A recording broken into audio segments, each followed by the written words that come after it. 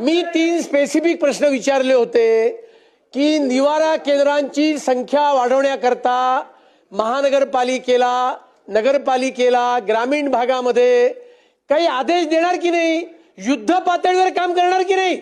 सरकारच्या उत्तराप्रमाणे सुमारे 90,000 भटके कुत्रे त्या ठिकाणी आहेत आणि निवारा केंद्र किती आहेत उत्तराप्रमाणे, तर ती अवघी 8 आहेत, म्हणजे 10,000 कुत्र्यांच्या मागे एक निवारा केंद्र।